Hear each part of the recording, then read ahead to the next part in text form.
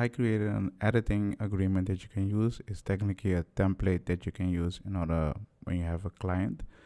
If you're a copywriter, most of the time, if you focus on editing things that people create or editing something, like for example, when someone wants to create a book and they just write the things and you just edit it and make sure that the story is a complete story. I created an agreement how you can do that, and in an agreement you find everything that you need in order to put it in those kind of situation.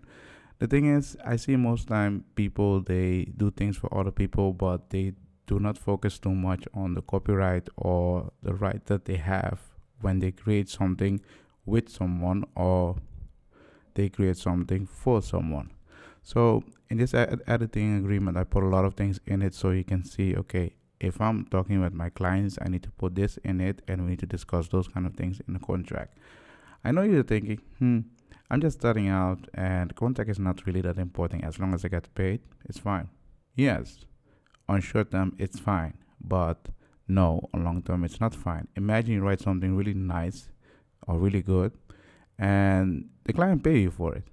And later, something happened and the client's earning a lot of money with it, and technically you create intellectual property. And if you do not know anything about it, you cannot ask for more or do more things. You cannot do a lot. I'm not saying if you don't do anything, the law is not protecting you. It all depends what the law in your country say about those kind of things. So in this agreement, I prepare a lot of things in it so you can use it. If you want this agreement, just press the link in the description and you will find an agreement. If you're new to this channel, seriously subscribe. If you have questions about this topic or you do not know where to start, go on the Discord, ask me a question. I will answer the question as soon as possible. I hope you like this video, and I'll see you in the next one.